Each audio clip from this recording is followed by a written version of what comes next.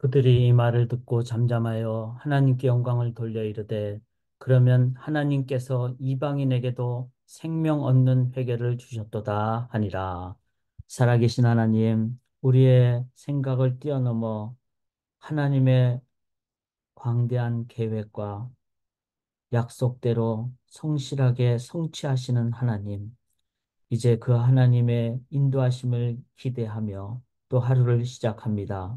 말씀 붙잡고 나아가고 또 성령 하나님 의지하고 주님 인도하심을 기도로 구함으로 오늘도 강한 삶, 생명의 삶, 능력의 삶, 승리의 삶 살게 도와 주시옵소서. 온전히 믿고 의지하오며 살아계신 예수 그리스도의 이름으로 간절히 기도드리옵나이다. 아멘.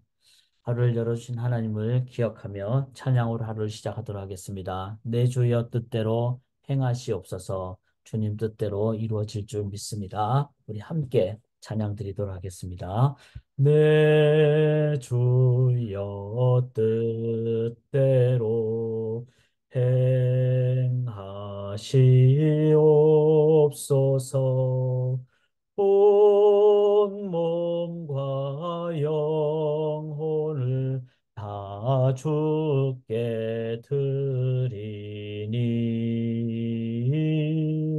이 세상 고락간 주 인도하시고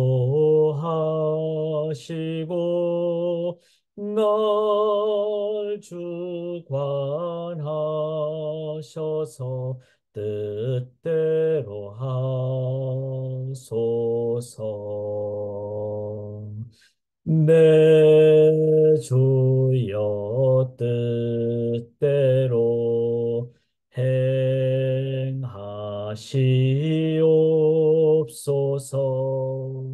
큰 근심 중에도 낙심케 마소서. 주님도 때로는 울기도 하셨네. 날 주관하셔서 뜻대로 하소서.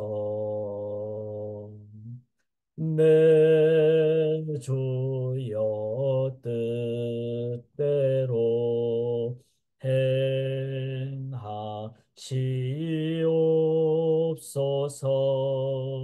내 모든 일들을 다 주께 맡기고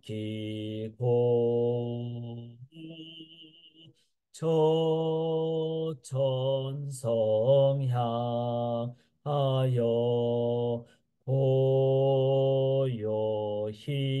가리니 살든지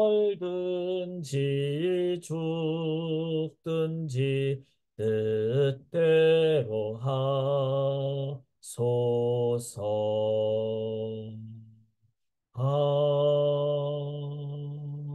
아멘. 네, 참 귀한 찬송입니다. 이 기도의 찬송, 또 믿음의 찬송대로 하나님 인도해 주실 줄 믿습니다. 이제 사도행전 11장, 이 10장이 중요한 장이라 그랬습니다. 고넬료 이방인이 이제 복음을 받게 되는, 이제 복음 받게 되는 그 이후에 일어나는 것을 오늘 11장에서 함께 나누게 되겠습니다. 그래서 제목이 진리, 복음 전파 후 저항이 올 때 가져야 할 자세. 그렇겠죠. 복음 전파할 때 세상의 넓은 길과는 다른 길이고 세속적 가치관과는 다르기 때문에 사람들로부터 저항을 받을 수도 있고 또 스스로에게 질문 던지면서 어쩌면은 외로울 때도 있고 또 고난이 올 때도 있고 또 세상적인 길과 다른 좁은 길을 갈 때도 있습니다. 오늘 본문에 보니까 1절에 유대에 있는 사도들과 형제들이 이방인들도 하나님의 말씀을 받았다함을 들었더니, 자, 이 고넬료 이방인들도 하나님의 말씀을 받았다함을 이제 들었죠. 그래서 베드로가 예루살렘 올라갔을 때, 자, 예루살렘은 유대인들이 많이 사는 그런 지역이었죠. 올라갔을 때 할례자들이, 즉 유대인들이 비난하이르되 네가 무할례자의 집에 들어가 함께 먹었다. 당시로서는 규례상으로 유대인들은, 즉 할례자들은 이방인들 집에 들어가서 함께 먹으면 안 되는데, 베드로가 이제 욥바에서 가이사랴로 가서 고넬료의 집에 가서 또 함께 먹는 그 일을 행했다는 겁니다. 복음 전파를 이렇게 했는데 저항이 왔다는 것이죠. 자, 우리가 신앙생활 하면서도 이렇게 저항이 올 때가 참 많죠. 아침을 깨운다든지 또 가족들의 어떤 의견에 좀 반대되는 어떤 신앙의 길을 걸어갈 수도 있고, 또 세상 사람들이 가는 그 길과는 다른 길이기에 좀 힘들고 어렵고 그렇게 외로울 수도 있고, 자, 이런 상황이 될 때, 또 심지어는 그렇게 해봤자 너만 힘들다, 뭐 아니면은 너는 왜 이렇게 외골수록 그렇게 가니, 이렇게. 또 심지어는 같은 신앙 공동체 안에서도 조금씩 그 방향이 다르거나 또 어떤 관점이 다를 때 그 안에서도 어려움이 있을 수가 있죠. 그래서 물론 이제 함께 나아가야 되지만 과정 중에 미성숙한 상황에서는 그렇게 될 수가 있습니다. 자, 이럴 때 이게 바로 저항이죠. 저항이 올 때 오늘 본문에서는 바로 사도 베드로를 통해서 어떤 자세를 가져야 될까? 자, 몇 가지가 있지만 제가 정리를 저는 이렇게 했습니다. 첫째는 말씀과 기도로 확신과 평안 가운데 전하고 답변해야 한다. 자, 여기 16절에 보시면은 내가 주의 말씀에 요한은 물로 세례를 베풀었으나 너희는 성령으로 세례를 받으리라 하신 것이 생각났노라.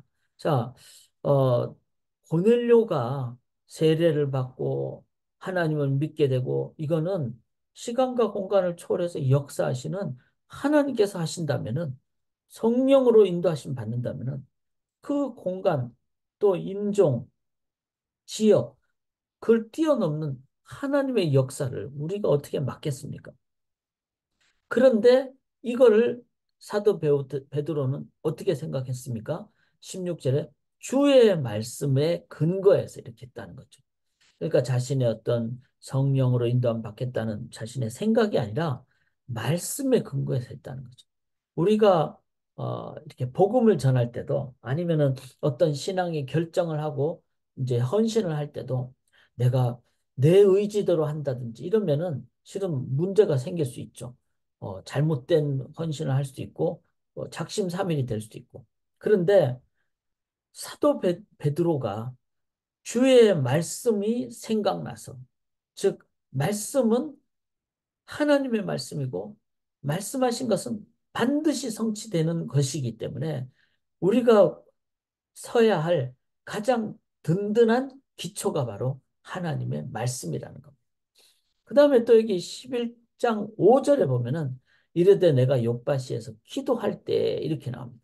그러니까 사도행전 들어와서 베드로는 계속해서 기도를 합니다. 제6시 기도 시간에, 제 몇 시 기도 시간에 이렇게 기도를 하죠. 그 다음에 또 베드로는 말씀을 붙잡고 구약을 설명해주고, 그 다음에 예수가 주와 그리스도가 됐다고 그렇게 얘기를 해주죠. 즉 우리의 삶의 가장 중요한 근거는 말씀과 기도입니다. 말씀과 기도 위에 있을 때 뭐가 생기는가 하면은 로마서 8장 6절의 말씀처럼 생명과 평안, 즉 확신과 평안이 우리 속에 임하게 됩니다.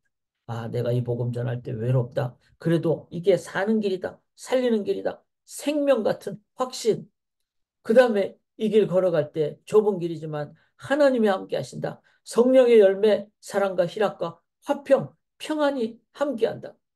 이 생명과 평안이 말씀과 기도 위에 있을 때 우리에게 함께하고, 이럴 때 우리들은 저항이 오기 전에 이미 우리는 어떤 저항이 와도 관계가 없는 거예요. 왜냐하면 프리벤티브 어프로치. 이미 시작을 확신과 평안을 뭘 통해서?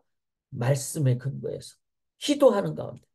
그래서 오늘도 말씀 366일 우리가 이 말씀 붙잡고 오늘도 하루를 시작하실 때 또 기도로 나아가실 때 하나님께서는 확신과 평안으로 오늘 하루를 인도해 주실 줄 믿습니다.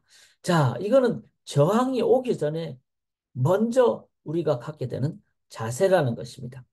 자, 그 다음에 이제 이런 확신과 평안 가운데 저항이 올 수가 있죠. 왜냐하면 사람들이 가는 길이 잘못됐다고 얘기를 했기 때문에. 그랬을 때 그런 저항이 왔을 때 4절에 보면 베드로가 그들에게 이 일을 차례로 설명하여 이르되. 자, 차례로라는 말은 이제 영어로 NIV에 이렇게 되어 있습니다.